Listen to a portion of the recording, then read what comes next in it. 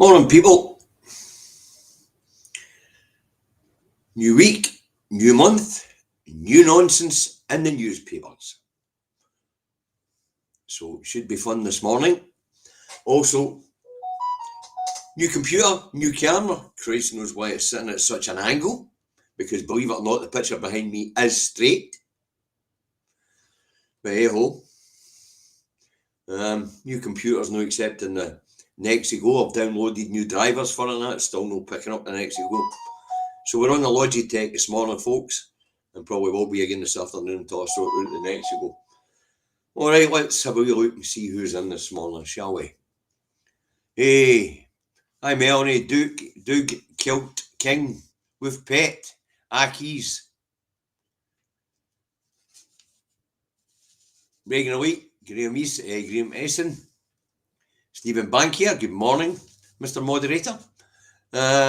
Say good morning, Regan Elite. Folks, his programme's on right after this one on YouTube. Alright, somebody drop a link in the comments. Hey, and apparently, class action, Barbara L, Peter M, Jeanette Gilfillan, George D and Martin W's, and thanks very much, that saved me a bit of time. Right, Martin Williamson, Liebchen. I see the other Davies there. Good morning, Barbara. Morning, Ange. Ange is at work. Eddie. Last brave heart. Right, I think we'll go to you all. If not, hey, Indy Scott Bryan's in and all, apparently. Robert Wilson's in as well. And we've got the first super chat in this morning. Hey, thank you, Barbara. It's a fan character sending hearts with their hands. Thank you very much. And we've got another member of the audience who made a rather decent sized deposit to the bank account as well, but because it went through the bank, he shall remain nameless. Okay. In fact, all used to make donations through the bank. I want to thank you all sincerely. The bulk of the income actually goes through the account rather than through the super chat, folks. I don't know if you know that. Thank you very much, Indy Scott Bryan. Thank you very much. Right. So let's get this one underway, shall we? New month, new week, new nonsense. And the papers are full of half-truths and absolute comedy gold today, folks. Get ready for fun, because this one shall be fun. First up this morning, we have the Rancid. And the Rancid has massive push for 2,000 workers, 10 billion a Warship deal for Clyde. Yard to build 13 frigates to defend Europe. And I thought, where have I heard that before? 13 frigates to defend the UK, it was at the time. Well, it was in 2013. In 2015, folks, that contract with between the MOD and BA Systems on the Clyde dropped to 8 frigates. Now it's back up to 13 frigates. Now, is this news? No. Is it new money? No. What it is the Norwegian Navy have said to the BA Systems, build the 13 and we'll take 5. So knowing the UK government, they'll build 8. The UK will keep 3 and Norway will take 5. This is bollocks. So piss in the wind. Have they even started building the original 8 Type 26s yet? You know, you don't need to believe me. You can use your search engine, as I did. So because I use my search engine, I'm going to share it with you. Okay.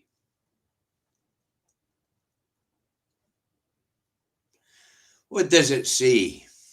Ironically, the plans to build 13 Type 26 for the Royal Navy on the Clyde, which was reduced to 8 in 2015, has now returned to the original number. So folks, this is not new money.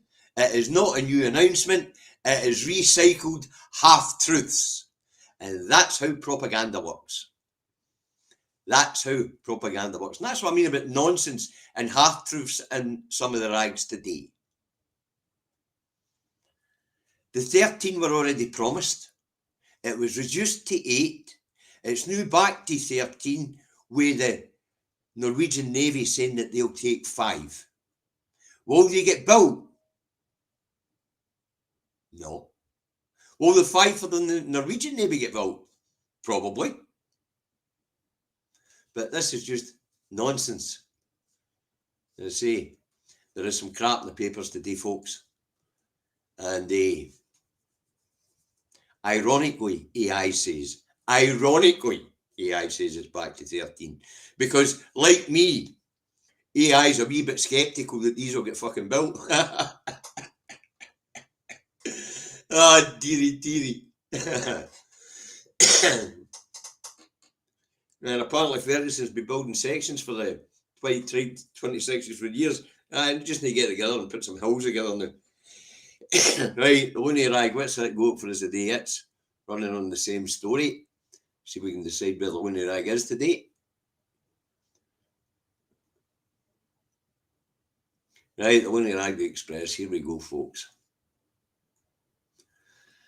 Clyde lands 10 billion Norway Navy deal. No, they don't. And by the way, the bill to build these 13 originally, folks, if you remember 2013, 2014, was £6 billion. Things have went up a wee bit since then. But as I say, that original bill was to cover 13. It was dropped to 8. Now it's back to 13 because apparently the Norwegians want some. But that's up. What we got? John, the van driving legend. Have you not updated that to truck driving legend yet? Hi, Indy guys. Sorry not being on duty work. Day off. You're watching on your TV. So it's Indy Truck Davy on cinema. It's rainy showers in Dunfermline. Anyhow, here's some funds for the food banks. Thanks, John. You're a star. We get that updated to truck driving legend. Right. So that was the loony rag, the Express. Next up with the scum. What's the scum go? This is a cracker, this one, folks. Now, this is what we talk about with comedy gold. Right. Queen attacked as teen. Camilla whacked groper in the ghoulies. Now, apparently, Camilla was groped on a train as a kid. Heard it. An absolute heard it. Let me translate that for yous. Will ye? Oh dear. Look over there as our Prince Non's brother sweats as a certain book's about to hit the shelves. Folks, you've got to get it into your head that this is a family full of sexual misconduct behaviours. I mean, if you look at the woman who's talking about being groped on a train, a deceiver, a liar, an adulteress, the only thing that she's queen of is deception. And her husband, the head of the state next door, the head of the church of the state next door, is an adulterer, a deceiver, a misleader, and he's the head of their church. You wonder why society's slipping next door. They say a fish rots from the head down. That's why their society's in free fall. The head of their church is a deceiver. His wife is a deceiver. And the state is failing.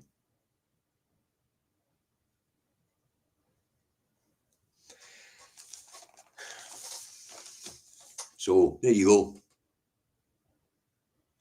That's the truth of it. The only thing that Camilla is queen of is deception, dishonesty. Queen of adulteresses. The moral high ground so easy to take today. Let's move on. Next up, we'll get a Telegraph. Actually, what I need to do is get rid of the Express. Next up, we'll get a Telegraph.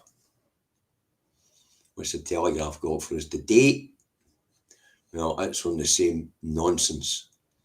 So we'll just read it and move on. Queen thought of train groper. Doubt it. And as this person is known to be a deceiver and a liar, why should we believe this story?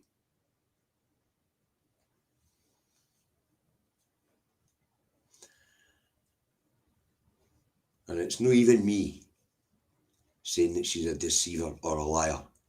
It's her ex-husband and her children. Right, next up, the Scotsman. What's the Scotsman got for us this morning? Well, this one's funny as fuck, folks.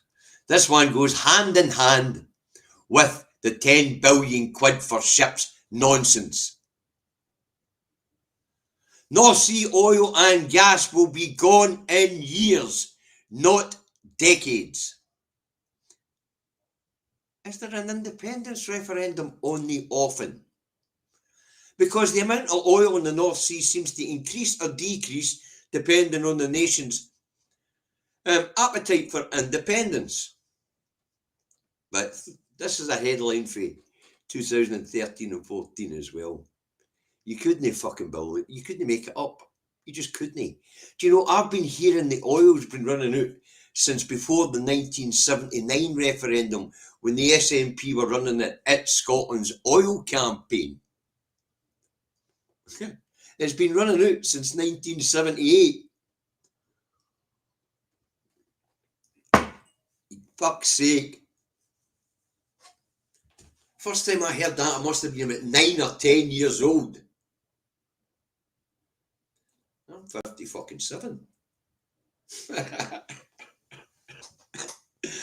Oh dear, there must be a referendum in the offing. There must be a poll coming out showing about 70% is support independence, because this nonsense is a repeat of what went on in 2013-2014. 13 frigates for the Clyde and the oil's running out. Fuck's sake. You couldn't make it up, folks. You gotta love them. Let's get shot of that. Brilliant.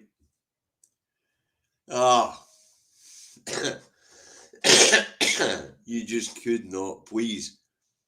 I did say it was going to be good. Next up, we got the Herald. What nonsense it go for us today? Well, this one tells us rental properties plunge amid homelessness crisis. Well, that's an interesting one, isn't it? So rental prices are coming down. So that should help alleviate some of the homeless problems or homelessness problems. Because one of the key reasons for homelessness is people can't afford the bloody rents. It's not the number one reason. The number one reason is there's just a shortage of housing. There hasn't been enough invested in building housing, social or otherwise. But if I'm a developer, I'm not building a house that nobody's going to buy. And I'm certainly not building it to become a landlord. But if rental prices are on the way down, then that should help alleviate the problem a little. What's interesting is the reason why rent prices are so high is because of the housing shortage. Now, folk can't afford the high rents, so the people who want to rent the places out are making no bloody income, while we have a homelessness problem.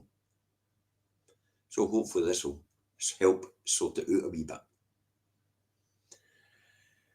There you go. That's the nonsense in the Herald today. Apparently rents are coming down because nobody can afford to rent places. You couldn't make it up. Apparently they do.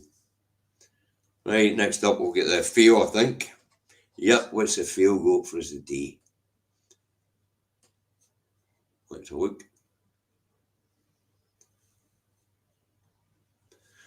Labour civil war fueling Rayner's sleaze crisis. Bitter infighting for party leadership is behind leaks, claims Tory. Right. Now apparently they're all vying to replace Starmer. And this is why we're getting stories about Rayner and her tax affairs. They're stabbing each other in the back, apparently. If you believe a bloody Tory. I don't know about you, but I've never believed them. And I haven't believed Labour for years.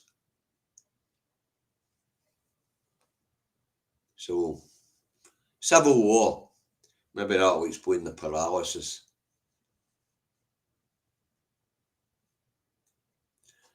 But that gets worse as it goes in, by the way, folks.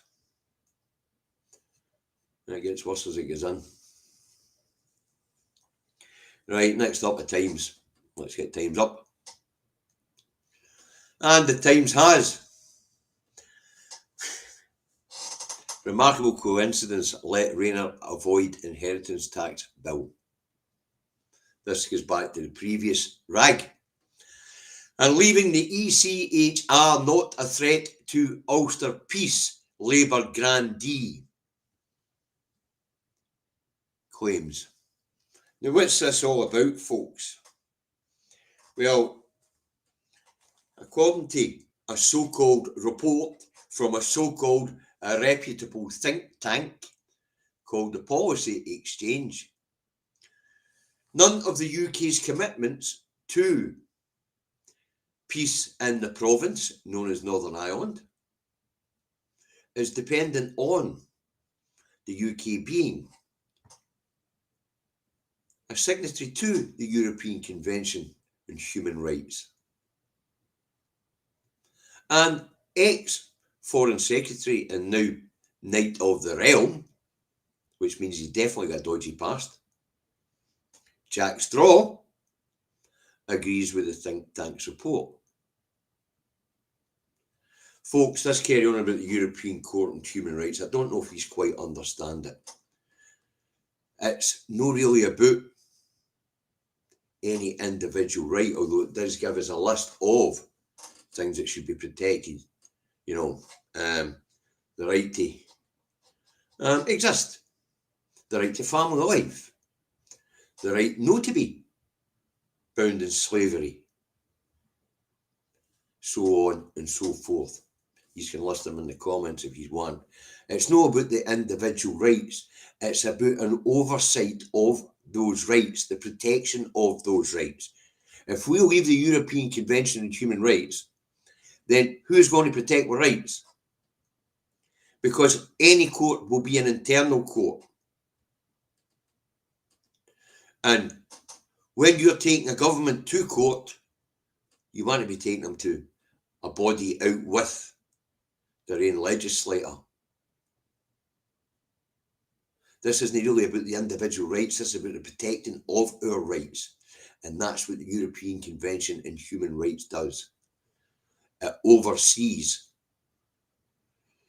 the protection of these rights in the member states. So if your government is impinging on your rights, you have somewhere you can take them to for the ultimate arbitration and to have your rights protected. This talk about leaving the European Convention on Human Rights and leaving us to the mercy of Westminster, which is the highest legislator in the land, scares the shite out of me. And it should you too. Right, let's move on. Some seriousness in the papers. Or some seriousness from me about the nonsense in the papers. But, do you know, how's that going to work? We in the devolved administrations have been entrenched the European Convention on Human Rights into our law for the last 25 years. Could they actually leave it? What's this? Here we go.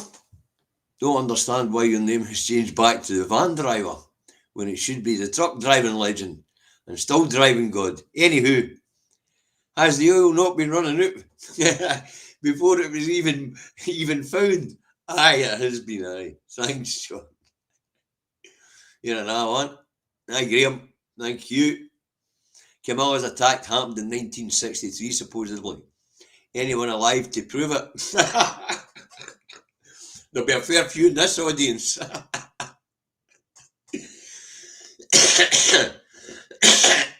Now, one. You're all being generous today. The English establishment are bricking it over something. What is it? That's a question class action, but you can tell it's there. You can feel the underlying fear. You know? It must have been a poll that frightened the shite out of them. Anyway, that was the Times. On to the National. We're going to get rid of the Times first. The National's got a cracker on it today. Today this rag needs a speaking to. So it's getting one. National, get a fucking grip. Outrage over use of saltire in anti-migrant campaign. Own it! There are racists. There are bigots. There are white supremacists. There are Nazis in Scotland. We have to own them in order to be able to control them. They're entitled to fly the flag as much as anybody else, you flag-shagging stupid rag. The fact that these people are Scottish nationals means that they're entitled to fly the fucking flag. We might not like the fact that they're racists, there are bigots, there are white supremacists, and there are Nazis in our country, but they are here. And they were born here. And they're entitled to fly their national flag. So fucking own it, people. Outrage at Scots people flying flag at demonstration or at protest. That rings a fucking bell. In fact, next Saturday I'm probably going to be between 20 or 30,000 of them, all doing the same fucking thing for a different reason. They're no more entitled to fly the flag than the bigots, the racists, the Nazis, the white supremacists. We just have to own it. And having this nonsense on the front page of a rag outraged my arse. Own it. We have to stand up and accept the fact that these people are amongst us.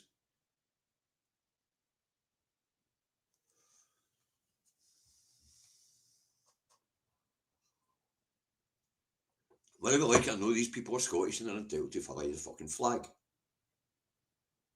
The Yes movement doesn't own it.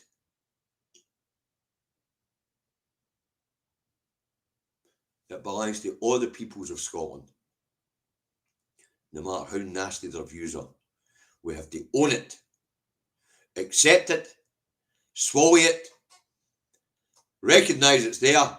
And try and put a fucking end to it by talking sense to these people. But we have to own it. They are here, they're among us, they are us. We have to own it. And this sort of headlines, that's not on. It's just fucking not on. Get a grip, National. Grow the fuck up. Wow. Really. Expect better for the National. That left a bad taste in my mouth. A newspaper acting like a fucking child. Oh, we my flag alone. I'm the flag shagger in Scotland. Fuck off. Did tell you some nonsense, some half truths, and some comedy in the newspapers today. Next up we'll get the eye. What's the eye got for us today? Let's have a look, shall we? The eye has Tighter migration rules as Labour seeks to wrestle asylum agenda from reform. Now, far be it from me to give advice to the Labour Party, but you can't out Farage fucking Farage. It can't be done. No in his playground, Labour. So let me give you a wee bit of advice. And it'll be good advice, whether you like it or no. I'm not a party member. I don't like these. But if you want to wrestle the agenda on immigration from Farage and neutralise them, then start a campaign explaining to the people that we need fucking people. We need lots of people. About 1 million a year. At this point in time, only half of that's making it here. Even in this declining economy, we're going to need 1 million people a year just to wipe our arses as we get older.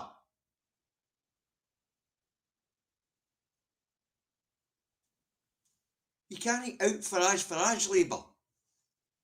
You have to explain to the people why it is that immigration is good.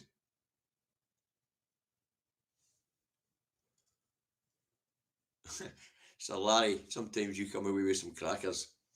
You say fair play if knuckle draggers can manage to fly a flag. Oh. Anyway.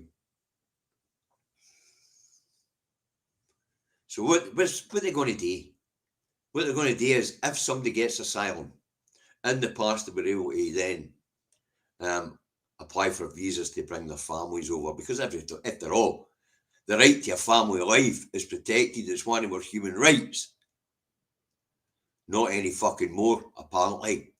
There'll be a clampdown on them bringing their families here. So apparently asylum seekers in the UK will be second-class citizens because they won't have the right to a family life. There's a pattern of impinging on civil liberties happening down that road. The society is rotting and is rotten to the core. So there you go. Even if you do manage to claim asylum here, you will be not entitled to a family life. You won't be allowed to bring your family here. We might need the young people of your family, but apparently you've got the wrong colour skin, chappy. You couldn't be making this stuff up, folks. There's only one race. Let me be clear on this, and that's the human race. One race, the human race. It doesn't matter what colour the wrapper that human comes in, they're a human. And they're entitled to their rights. Human rights apply to us all, or they don't fucking apply at all. This makes me sick. It makes me sick. You away, Rosie? Sorry you don't make it to the end today. Right. Next up, we'll get the Metro. What's the Metro tell us today? Historic rail revolution. ScotRail intend to get thousands out of their cars as Swinney hails end of peak fares. It's an SNP good story. And that is today, the 1st of September 2025, there will be, and for every day going forward, as long as the SNP is in administration, there will be no peak rail fares in Scotland. None. And to be fair, peak rail fares were a sly tax on the worker, because peak rail fares were charged when people were commuting to work. Just another tax. Originally introduced by the nationalised British Rail, continued by the privatised British Rail, which is exactly when it should have ended, actually. Because last time I looked, privatised railways no entitled to raise tax. But that's what that was, folks. Your peak time fare was when your peak commuter was on the move. So it was a tax on the working man. There you go, up with that one. Next UK general election, August 2029. Reform leader leads Labour by 9% over last month. 15,000 UK voters polled, giving Farage 86 Westminster seat majority. Oof. Oh dear. It's all right, we're still 4 years out. Farage being Farage, he'll have collapsed everything by then. I'm not going to start worrying about it until we get to that election. I'm worrying more about the 2026 election here. And try to talk people out of voting for him here. Right, start with the Metro. By the way, you'll hear Tory and Labour squeal out the cost of cutting these peak time fares. Now, the only thing we could measure it on was the pilot programme in 2023. That cost 40 million, but it ran for just over a year and a quarter.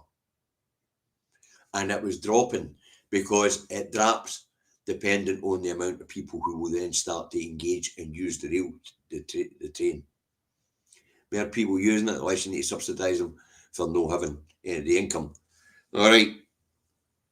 But 40 million is what the pilot cost. So 40 million a year. Is it worth it? Aye. It puts money back in people's pockets in the middle of a cost of living crisis. A bit like we've been doing for the last 10 years, scrapping road tolls, giving free transport to children 12 to 23, new scrapping the tax on the commuter through the peak fares. It all puts money back in people's pockets. And that's the main thing in the cost of living crisis, is electricity bills are about to go up by 300 quid. The amount of money saved on peak fares could very well cover that annual increase in electricity. But of course it'll be an SNP bad story. Cost too much, cost too much, cost too much. My arse. It's how it should always have been. There should never have been an increased fare for people commuting to work. People who want to commute to work. Right, let's get that done. Now, it's getting shut, so that tells you one thing. That there's only one rag left to look at. And that's the Star. And the Star is on form today. It has a Star-esque headline, which is very nice. So let's put it up. The Star. And the Star tells us Britain's favourite monster, Look Nessie, official. And apparently there's a new picture of Nessie, and it's the best this expert who's ever been looking for Nessie for 30 years has ever seen. So there you go. The comic has got a comic headline today, and apparently the reason why nannies have seen Nessie is because she's been on her holly bags. Or holly bobs, it says there. But to be honest, just because some Sassenach newspapers no seen her, I'm sure the head keeper of the locks seen her quite regularly. That's the way it is. It's the same and all with the unicorns. They might not see the unicorns, but the unicorn herders, they see them all the time. And we've even got a ministry for them because they're naughty bastards. So there you go. And the wind turbine herders, they've been getting it tight lately and all, because apparently their wind turbines will be stampeding around the North Sea, crushing small fucking boats. So, you know, Nessie's not been hiding. The lockkeeper knows exactly where she is. Same and all with the haggis, fuck. Come on. We've got a whole ministry of haggises out there. And a lot of large and diverse species. You don't need to believe me, you can just pop onto any social media outlet and have a look. I've not got a duck pond, Sir Larry. I do have a loch about 1.5 miles up the hill right enough. I dare say she's dropped by for a quick dip on her travels. Right, that's it for the day. Brilliant, eh? What nonsense. New money that's no new money. New ships that are no new ships. The Queen of Deception and Adultery says she was groped as a kid. And the Labour Party try out for us. What a lot of nonsense. See you this afternoon, 4 o'clock, don't be late, or you'll hit the naughty step.